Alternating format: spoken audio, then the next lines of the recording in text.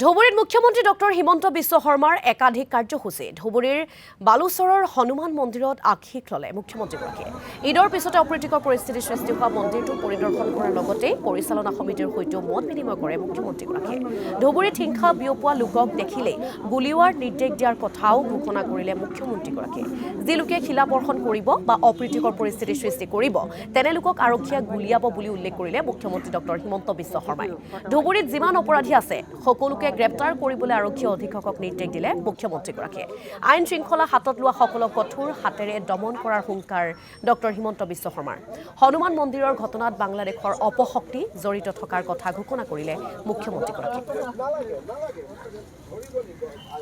ৰাতি shoot and sight order দিয়া হৈছে যোনে শিল মাৰিব পুলিচে ডাউট কৰিলে তাক গুলি মাৰিব কোনো কথা নাই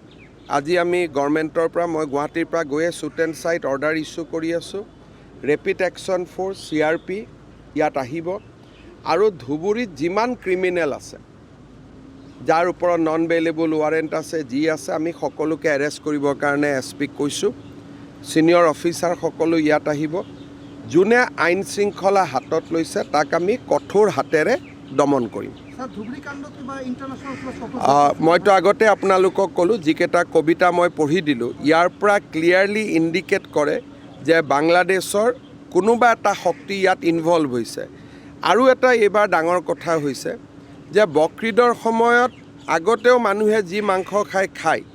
কিন্তু পশ্চিমবংগৰ পৰা ইমান গৰু নাহিছিলে এইবাৰ হাজাৰ হাজাৰ গৰু কোনোবাই লৈ আহিছে যিটো মোৰ নলেজত আহিছে কোনে ব্যৱসায়টো আকৌ আৰম্ভ কৰিলে তাৰ ওপৰতো মই ইনকুৱাৰী কৰিব দিছোঁ আৰু যিসকলে এই ব্যৱসায়টো আৰম্ভ কৰিছে তেওঁলোককো মই এৰেষ্ট কৰিবৰ কাৰণে অৰ্ডাৰ দিছোঁ